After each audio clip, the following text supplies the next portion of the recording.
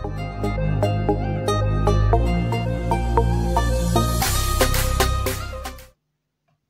Hind, Vande Mataram. Dear student, स्वागत है आपका आपके अपने YouTube learning platform my did U university पे। स्टूडेंट्स, हमेशा की तरह आज हम लेकर अवेलेबल हैं एक और इम्पॉर्टेंट वीडियो लेक्चर।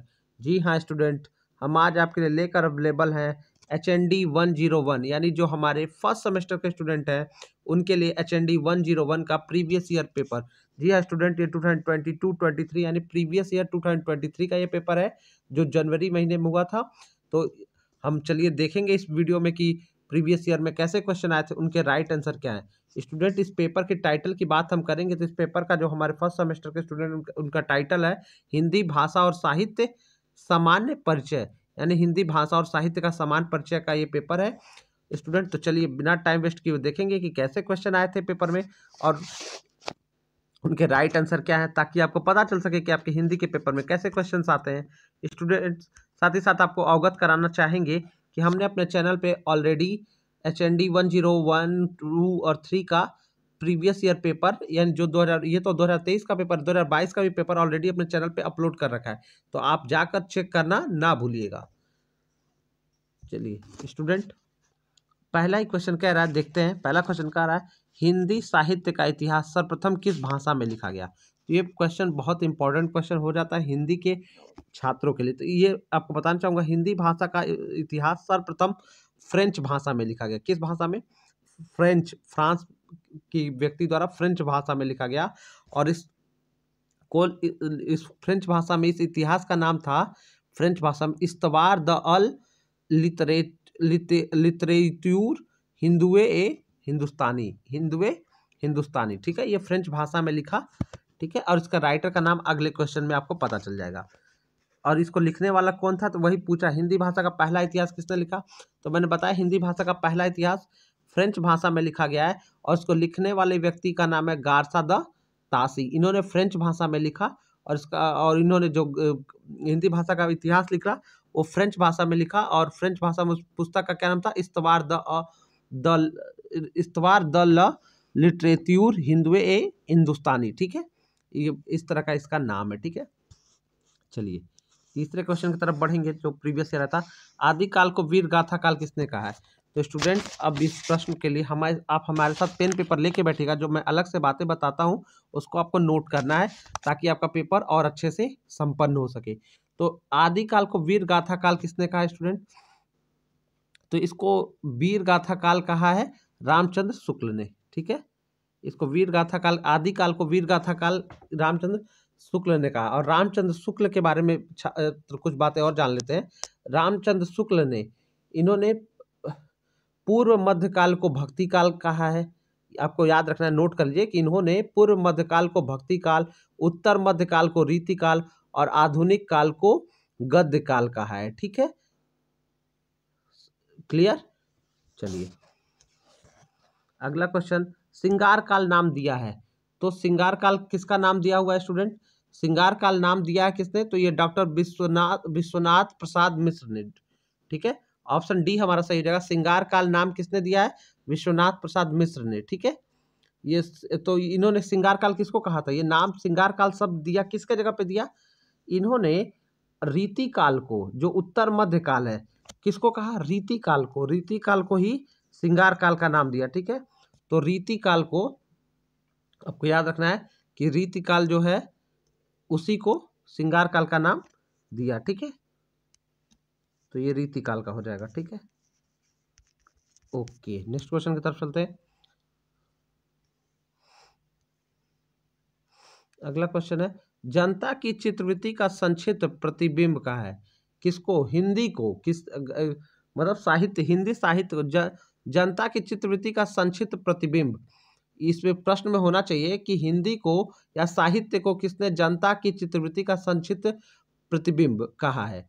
तो साहित्य को आपको याद रखना है, साहित्य की परिभाषा देते हुए रामचंद्र शुक्ल जी ने, ये किसका, साहित्य की परिभाषा देते हुए आचार्य रामचंद्र शुक्ल ने जनता की चित्रवृत्ति का संक्षिप्त प्रतिबिंब ही साहित्य होता है, रामचंद्र शुक्ल ने कहा है। ठीक है, तो जनता की चित्रवृत्ति का संक्षिप्त प्रतिबिंब ही साहित्य होता है, ये पूरा कथन है और इसको पूरा कर लीजिएगा। और ये कहा किसने? आचार्य रामचंद्र शुक्ल जी ने कहा है। स्टूडेंट, आचार्य रामचंद्र शुक्ल के बारे में आपको एक बात और बता दूं, हिंदी साहित्य का इतिहास इन्होंने लिखा है, एक पुस्तक इन्होंने लिखा, हिंदी साहित्य का इतिहास, ठीक है। और इन्होंने बहुत सारी पुस्तकें लिखी। तो हिंदी साहित्य का इतिहास 1929 में लिखा था, 1929 में, ठीक है, 1929 में। ये भी आपको लिख के याद कर लीजिएगा। स्टूडेंट, जो हमारे पुराने स्टूडेंट वो जानते ही हैं कि वीडियो में मैं छोटी छोटी बातें बताता हूं जो आपके एग्जाम और पॉइंट ऑफ व्यू से बहुत ज़्यादा महत्वपूर्ण रहती हैं। अगला क्वेश्चन कर रहा है, साहित्य जनसमूह के हृदय का विकास है, किसका कथन है? यानी साहित्य की परिभाषा, ये भी साहित्य की परिभाषा देते हुए किसी ने कहा है तो कि साहित्य जनसमूह के हृदय का विकास है। तो ये किसका कथन? ये बालकृष्ण भट्ट जी का है, ठीक है। स्टूडेंट, ये प्रश्न, ये जो साहित्य की परिभाषा किसने दी है? साहित्य जनसमूह के हृदय का विकास बालकृष्ण भट्ट जी का है, ठीक है। तो नेक्स्ट क्वेश्चन की तरफ भी बढ़ेंगे। भक्ति काल को हिंदी काव्य का स्वर्ण युग, अब थोड़ा आपको ध्यान देना है, जो ये यहाँ क्या कह रहा है, भक्ति काल को हिंदी काल का स्वर्ण युग, तो स्वर्ण युग कहा हिंदी भक्ति काल को जॉर्ज गियर्सन ने। किसने कहा है? जॉर्ज गियर्सन ने, ठीक है। अगर ये कई जगह एक और प्रश्न है, इसको स्वर्ण काल जो है, अगर बोल देता है कि भक्ति काल को हिंदी काव्य का स्वर्ण काल, स्वर्ण युग के जगह पे स्वर्ण काल का प्रयोग होगा, तो ये इसके जगह पे स्वर्ण काल कहने वाला व्यक्ति श्याम सुंदर दास जी थे। कौन था? श्याम सुंदर दास। तो यहाँ स्वर्ण युग है तो जॉर्ज गियर्सन, ठीक है। चलिए, पृथ्वीराज रासो किस कवि द्वारा रचित है? तो ये तो जो भी बच्चे थोड़ा बहुत इतिहास भूगोल पढ़ते हैं वो जानते हैं। और ये काव्य है तो हिंदी का एक काव्य है जिसको आपको पढ़ना है, तो चंद्र बरदाई का है। पृथ्वीराज रासो किसकी रचना है? चंद्र बरदाई की, जो पृथ्वीराज के दरबारी कवि थे, ठीक है। और इन्होंने ही जो मत चूको चौहान वाली लाइन है वो इन्हीं की लिखी हुई है। चलिए, अगला कबीर के गुरु का क्या नाम था? तो कबीर के गुरु का, और ये जो है पृथ्वीराज रासो एक महाकाव्य है, तो कबीर के गुरु का नाम क्या था? स्टूडेंट, ये जब प्रश्न पूछ रहा है तो इस कबीर के गुरु का नाम क्या था? रामानंद। क्या नाम था? रामानंद। और बात करें कि वल्लभाचार्य जो था, ये सूरदास जी के गुरु का नाम था। क्या नाम था? सूरदास जी के गुरु का नाम वल्लभाचार्य था। कबीरदास के गुरु का नाम रामानंद था। अगला क्वेश्चन, कबीर की भाषा को पंचमेल खिचड़ी किस विद्वान ने कहा था? तो कबीर की भाषा को पंचमेल खिचड़ी श्याम सुंदर दास ने, श्याम सुंदर दास ने, जिसके बारे में मैंने बताया कि इन्होंने हिंदी भाषा को, भक्ति काल को हिंदी काव्य का स्वर्ण काल कहा है, स्वर्ण काल भी कहा है श्याम सुंदर दास ने। चलिए, अगला प्रश्न चलेंगे, रामचरितमानस के रचयिता कौन है? ये तो बहुत ही आसान प्रश्न है। रामचरितमानस रचना है किसकी? तुलसीदास जी की, ठीक है। बाकी वाल्मीकि की रचना क्या है? रामायण है, ठीक है। और कालिदास की रचना क्या? मेघदूत है। सूरदास का क्या है? सूरसागर है। चलिए, अगला प्रश्न, पद्मावत के रचयिता है। पद्मावत किसकी रचना है? पद्मावत जो है मलिक मोहम्मद जायसी की रचना है। आपको ये बिल्कुल आपको क्लियर होना चाहिए कि पद्मावत मलिक मोहम्मद जायसी की रचना है। अगला क्वेश्चन, भक्ति काल का कौन सा कवि श्रृंगार एवं वात्सल्य लीला के लिए प्रसिद्ध है? तो श्रृंगार और वात्सल्य लीला के लिए भक्ति काल का कवि, तो वात्सल्य क्या होता है? माता के प्रेम को वात्सल्य मतलब माता का एक तरह से स्नेह, प्रेम। तो वे कौन जाने जाते हैं? सूरदास जो है भगवान कृष्ण के बाल रूप, मतलब बाल कृष्ण से बहुत प्रभावित रहते हैं और उनके लिए उन्होंने बहुत सारे पद लिखे हैं, तो ये कृष्ण भक्त थे, ठीक है। और ये वात्सल्य और श्रृंगार के लिए जाने जाते हैं, ठीक है। तो ये जो है भक्ति काल में श्रृंगार और वात्सल्य लीला के लिए सूरदास जी विख्यात है। अगला क्वेश्चन, श्रृंगार का स्थायी भाव क्या होता है? देखो, अब श्रृंगार जो होता है उसका स्थायी भाव क्या होता है? रति। ऑप्शन क्या हो जाएगा? सी सही हो जाएगा। श्रृंगार का स्थायी भाव क्या है? रति, ठीक है। अगला क्वेश्चन, नाही पराग नहीं मधुर मधु, नाही विकास इहि काल, अली कली हो सो बांधयो, आगे कौन हवाल। किस कवि की पंक्ति है? ठीक है। तो स्टूडेंट, ये जो है पंक्ति है ये बिहारी जी की है, और ये राजा को उपदेश देते हुए ये पंक्ति करते हैं जब वो किसी एक जो युवती से क्या कहते हैं, जो प्रेम में पड़ जाते हैं, जो अभी जो अभी मतलब जो उनके लिए अनुचित है, वो बोलते हैं कि अभी से ही, अभी तो ये मतलब ये लड़की, ये जो मतलब राजा को एक सीख देते हुए ये बात कहते हैं। ठीक है, नेक्स्ट क्वेश्चन। अगला क्वेश्चन कह रहा है हिंदी का पहला उपन्यास किसे माना जाता है? तो हिंदी का पहला उपन्यास जो है ना, वो परीक्षा गुरु को माना जाता है स्टूडेंट। ये तो ये आपको जानना ही है, ये आपके कॉम्पिटेटिव एग्जाम के लिए बहुत इंपॉर्टेंट हो जाता है। हिंदी भाषा का पहला उपन्यास क्या है? परीक्षा गुरु, श्री लाल लाल श्रीनिवास द्वारा ये रचित है। तो हिंदी भाषा का जो ये परीक्षा गुरु प्रथम उपन्यास होता ही है, जिसको भारतेंदु युग के प्रसिद्ध नाटककार जो थे लाला श्रीनिवास दास ने 25 नवंबर 1882 को इसको क्या किया था? प्रकाशित किया था। ठीक है, चलिए अगला क्वेश्चन देखते हैं। खड़ी बोली का प्रथम महाकाव्य, तो खड़ी बोली का प्रथम महाकाव्य प्रिय प्रवास है। ठीक है, खड़ी बोली का जो प्रथम महाकाव्य है वो किसको माना जाता है? वो प्रिय प्रवास को माना जाता है। और ये किसकी रचना है? तो प्रिय जो ये महाकाव्य के रूप में ये रचना है अयोध्या सिंह उपाध्याय हरिऔध की। ठीक है, अयोध्या सिंह उपाध्याय हरिऔध की रचना क्या हो जाती है? प्रिय प्रवास। उर्वशी किसकी रचना है? बात करेंगे उर्वशी जो स्टूडेंट है, ये चारों महाकाव्य हैं जो दिए हुए, तो मैं आपको राइटरों के नाम भी बता देता हूँ। ये रामधारी सिंह दिनकर जी की है। कामायनी किसकी है? तो आप जानते हैं जयशंकर प्रसाद की है। और साकेत किसका रचना है?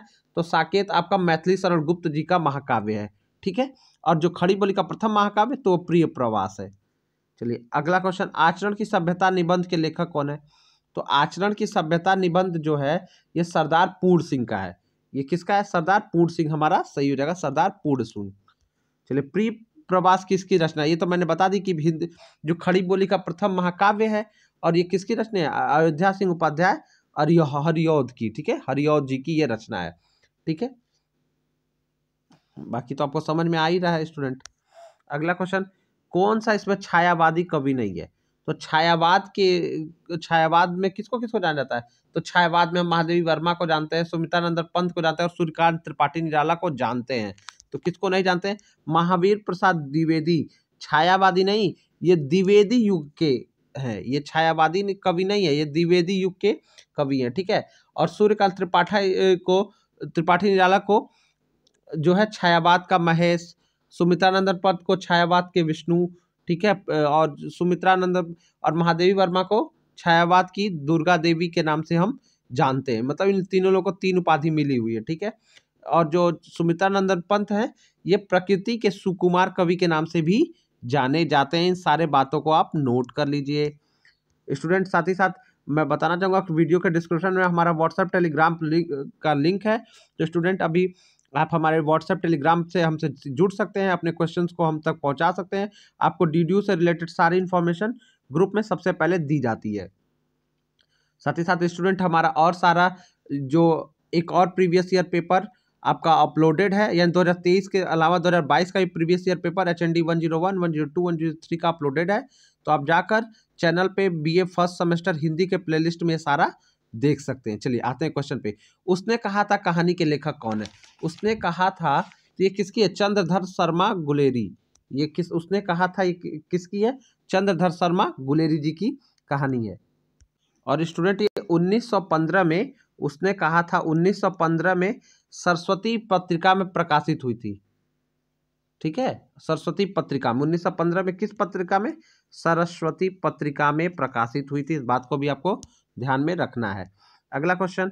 इनमें से कौन सी एक गद्य विधा नहीं? गद्य क्या नहीं? उपन्यास गद्य ही होता है, गद्य साहित्य होता है, ये भी गद्य है, ये निबंध भी गद्य है, रेखा चित्र भी गद्य है। तो इसमें से गद्य विधा क्या नहीं ही हुई? कविता। ये तो काव्य है ना, ये काव्य विधा है। कविता क्या है? काव्य है। अगला क्वेश्चन। इनमें से प्रेमचंद द्वारा लिखित उपन्यास नहीं है? गबन उन्हीं का है, त्यागपत्र उन्हीं का है, कर्म भूमि और गोदान। तो स्टूडेंट त्यागपत्र जो है ये प्रेमचंद जी का नहीं है। ठीक है, त्यागपत्र जो हमारा इनका जो ये ऑप्शन बी कह रहा है ये प्रेमचंद जी का नहीं है, इसको लिखा है। तो स्टूडेंट त्यागपत्र जो है ये जैनेन्द्र कुमार का रचना है, जो 1937 में प्रकाशित हुई थी। ये जैनेन्द्र का है और 1937 में आई थी, आपको ये भी याद रखना चाहिए। ठीक है, बाकी गबन, कर्मभूमि, गोदान ये सब किसके हैं? निर्मला, ये प्रेमचंद की ही रचना है। अगला क्वेश्चन। रौद्र रस का स्थायी भाव क्या होता है? तो रौद्र में क्या होता है? गुस्सा। तो क्रोध, जिगुप्सा, निर्वेद और विस्मय, तो इसमें क्या होता है? क्रोध, गुस्सा। रौद्र में क्या होता है? क्रोध और गुस्सा होता है, इसका स्थायी भाव क्रोध होता है। अगला क्वेश्चन, हिंदी में कितने वचन होते हैं? तो आपको स्टूडेंट बताओ, ये तो सब जानते हैं हिंदी में 2 वचन होते हैं, एक वचन और दूसरा बहुवचन। लेकिन संस्कृत में कितने वचन होते हैं? 3 वचन, एक वचन, द्विवचन और बहुवचन। ठीक है, अगला प्रश्न देख लेते हैं। भाषा की सबसे छोटी इकाई क्या है? तो भाषा की सबसे छोटा इकाई जो अक्षर यानी वर्ण है, क्या है? वर्ण को कहते हैं, जिसको अक्षर भी कहते हैं। अगला क्वेश्चन, पश्चिमी हिंदी का विकास किस अपभ्रंश से हुआ है? तो पश्चिमी हिंदी का विकास सोरसैनी हिंदी से हुआ है। ठीक है, जो ये हिंदी का अपभ्रंश रूप है, सोरसैनी से हुआ है। ठीक है, पश्चिमी हिंदी का विकास। मागधी से क्या हुआ है? ये बिहारी हिंदी का। ठीक है, मागधी से क्या हुआ? बिहारी हिंदी का आपका विकास हो जाता है। ठीक है, अर्ध मगधी से पूर्वी हिंदी का। अर्ध मगधी से क्या हुआ है? मगधी है, ये मागधी लिखा हुआ है। मगधी से जो है बिहारी हिंदी, अर्ध मागधी से पूर्वी हिंदी और सौरसैनी से पश्चिमी हिंदी। अगला क्वेश्चन, खड़ी बोली किसके अंतर्गत आती है? तो खड़ी बोली जो है वो पश्चिमी हिंदी के अंतर्गत आती है स्टूडेंट। इसको राइट आंसर हो जाएगा सी। खड़ी बोली किसके अंतर्गत आती है? पश्चिमी हिंदी के अंतर्गत आती है। और जो बात करें पूर्वी हिंदी के अंतर्गत क्या आता है, तो इसके अंदर अवधी, छत्तीसगढ़ी, बघेली, ये सारी भाषाएं आती हैं। नोट कर लीजिएगा, अच्छे से नोट कर लीजिए। अगला क्वेश्चन, पूर्वी हिंदी एक बोली है। तो पूर्वी हिंदी की एक बोली क्या है? अभी हमने पश्चिमी हिंदी की खड़ी बोली को समझा, तो पूर्वी हिंदी की जो बोली है वो क्या है? तो स्टूडेंट अवधी। अवधी जो है वो क्या है? जो जिस क्षेत्र में हम रहते हैं, जो यूपी वाले, गोरखपुर वाले जितने, इस अवधी क्षेत्र के तरफ रहते हैं। ठीक है, पूर्वांचल में। तो ये सब की लखनऊ जो है अवध के अंतर्गत ही है।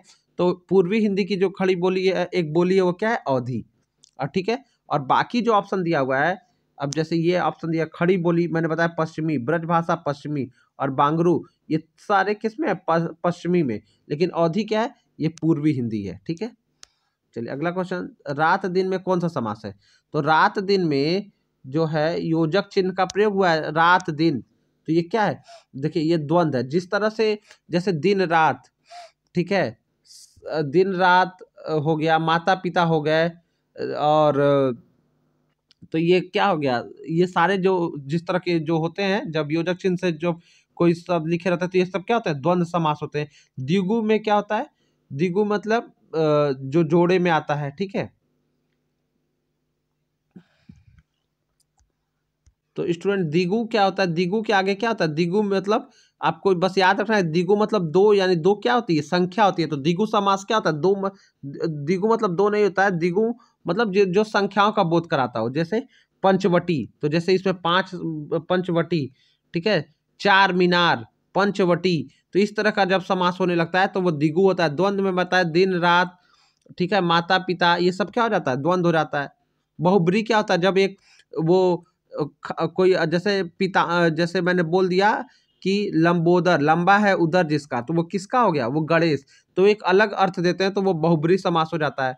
ठीक है, जैसे दशानन, तो 10 है मुख जिसके, तो 10 मुख किसके हैं? रावण के हैं। तो बहुब्री बराबर, तो दशानन मतलब रावण। तो एक जो नया मतलब देने लगता है, मतलब एक विशेष अर्थ को इंगित करने लगता है, वो बहुब्री होता है। ये आप जानते हैं। थोड़ा संधि आप देख लीजिएगा अच्छे से, आपके 1-2 क्वेश्चन जरूर मिल जाएंगे। सदैव में कौन सी संधि है? तो सदैव में सदा धन एव, इसमें कौन सी है? वृद्धि। सदा धन एव क्या है? वृद्धि संधि है। ठीक है, अगला प्रश्न, विस्मयादि बोधक चिन्ह है। तो आपको तो पता ही विस्मयादि बोधक चिन्ह क्या है? एक लाइन खींच के उसके नीचे एक डॉट दे देते हैं, तो ये क्या होता है? विस्मयादि बोधक का चिन्ह है डी। आप देख लीजिए, ये तो आप पहचान ही रहे होंगे। नागरी लिपि का विकास हुआ है। नागरी लिपि का विकास कहाँ से हुआ है स्टूडेंट? तो नागरी लिपि का विकास ब्राह्मी से हुआ है। ठीक है, ऑप्शन बी हो जाएगा सही, राइट, कि नागरी लिपि का विकास ब्राह्मी से हुआ है। ऑप्शन बी हमारा सही रहेगा। ठीक है, चलिए अगला क्वेश्चन, गुलाबी में प्रत्यय क्या है? गुलाब धन बड़ी ई, गुलाब धन बड़ी ई, तो प्रत्यय क्या होता है? प्रत्यय हमेशा शब्दों के पीछे लगते हैं, और उपसर्ग कहाँ लगते हैं? शब्दों के आगे। तो गुलाब धन ई, पीछे ई लगा ना, तो वो प्रत्यय है। जैसे सुधन स्वागत, तो सु क्या है? उपसर्ग है, पहले लग रहा है, ठीक है। तो उपसर्ग प्रत्यय आप देख लीजिएगा। तो गुलाब में कौन सा प्रत्यय है? बड़ी। अलंकार के कितने भेद हैं? तो अलंकार के स्टूडेंट दो भेद हैं, शब्दालंकार और अर्थालंकार। एक शब्दालंकार हो गया, दूसरा अर्थालंकार, ठीक है। ठीक है, अगला क्वेश्चन, रहीमन पानी राखिए बिन पानी सब सून। तो इसमें कौन सा है स्टूडेंट? तो ये जो रहीमन पानी राखिए में यहाँ पे जो ऑप्शन दिया हुआ स्टूडेंट, ये सारे ऑप्शन गलत दिए हुए हैं, पहले ही बता रहा, यमक नहीं है यहाँ पे। जब अलग अलग मतलब देता ना तब यहाँ पे यमक हो जाता, लेकिन जब एक तरह का अर्थ ही मिलता है तो वहाँ पे यमक नहीं होता है। जैसे कनक कनकते, तो वहाँ पे कनक कनक का मतलब अलग है, ठीक है, तो तब यमक हो जाएगा। एक कनक मतलब सोना हो जाएगा, एक कनक मतलब धतूरा। कनक कनकते 100 गुनी मादकता दिखा, या पावे बौराए जग, या खाए बौराए। तो या तो एक कनक मतलब सोना और एक कनक मतलब भांग धतूरा, जो भी आप कह लो, तो वहाँ पे यमक होता है, ठीक है। तो यहाँ पे रहीमन पानी राखिए में श्लेष अलंकार होगा, मैंने लिख भी दिया था। तो यहाँ पे क्या होगा स्टूडेंट? सही आंसर है श्लेष होगा, इसको आपको याद रखना है। ये क्वेश्चन जो आया रहेगा सबको नंबर इसके मिल गए होंगे, ये क्वेश्चन गलत था। लिखावट में प्रत्यय, तो मैंने बताया प्रत्यय यह कब आता है? उपसर्ग पहले प्रत्यय बाद। तो लिख धन आवट, तो क्या हुआ? लिखावट। तो लिख धन आवट, प्रत्यय क्या है? आवट, ठीक है। चलिए, रथ चालक में कौन सा समास है? तो रथ धन चालक, रथ को चलाने वाला, तो कौन सा समास हो जाएगा? तत्पुरुष। कौन सा समास हो जाएगा इसमें? तत्पुरुष। स्टूडेंट संधि और समास आप दो चीज थोड़ा सा देख के जाएंगे तो आपके नंबर बड़े अच्छे आएंगे। तरनी तनुजा तट तमाल तरुवर बहु छाए, कौन सा अलंकार है? तो इसमें स्टूडेंट तरनी तनुजा त के आवृत्ति के कारण, व्यंजन त के आवृत्ति के कारण क्या हो जा रहा है बार बार? त की आवृत्ति के कारण इसमें अनुप्रास अलंकार है। तो इसमें अनुप्रास, यमक, श्लेष अलंकार आपको देख के जाना है स्टूडेंट, आपको संधि देख के जाना है और आपको समास देख के जाना है, अगर आपको नंबर लेना है इस पेपर में अच्छे से तो। और जो 40वां प्रश्न कर रहा है रस की संख्या है, तो रस, तो स्टूडेंट रस की जो है भरत मुनि ने 8 बताया है। इसमें देखिए, अब इसमें कई लोगों के अनुरूप कुछ लोग और भी बताते हैं, तो रस की संख्या ये भरत मुनि के अनुसार 8 है, ठीक है। तो स्टूडेंट भरत मुनि के हिसाब से 8, कुछ लोग 9 मानते हैं। और जो आधुनिक अगर पूछ देगा, आधुनिक के जो कवि शास्त्रियों के अनुरूप, तो 11 हैं। आधुनिक कवि शास्त्रियों के अनुसार कितने हैं इस समय? 11 हैं, लेकिन भरत मुनि के अनुरूप 8 है, तो हम 8 को यहाँ पे सही मान लेते हैं, ठीक है। ऑप्शन ए सही है, कई लोग डी भी लगाएंगे 9, तो वो भी सही है, लेकिन जैसे कई लोग 9 भी मानते हैं, लेकिन जो भरत मुनि जो है, जो नाट्य शास्त्र के सबसे बड़े विद्वान थे, उन्होंने 8 रसों को प्रतिपादित किया हुआ है अपनी पुस्तक में, नाट्य शास्त्र में। तो स्टूडेंट इस तरह से 40 क्वेश्चन हमने आपके लिए कवर किया। आशा करते हैं आपको वीडियो लेक्चर अच्छा लगेगा। जो स्टूडेंट आपको पता ही है कि इस बार अब आपको 15 मार्क्स के रिटर्न क्वेश्चन नहीं आएंगे, तो इस बार एमसीक्यू की संख्या टोटल 50 रहेगी, तो आप 50 एमसीक्यू करके अच्छे से आइएगा। और स्टूडेंट कमेंट करके बताइएगा कि आपको वीडियो लेक्चर कैसा लगा, ठीक है। साथ ही साथ और सारे वीडियोस को देखने के लिए चैनल पे विजिट करिएगा। वीडियो को उसको फ्रेंड्स से शेयर करना मत भूलिएगा, इससे स्टूडेंट हमारा कॉन्फिडेंस बढ़ता है और हमें लगता है कि हम आपके लिए अच्छा काम कर रहे हैं। स्टूडेंट आपको आपके एग्जामिनेशन के लिए माय डीडीयू फैमिली की तरफ से गुड लक।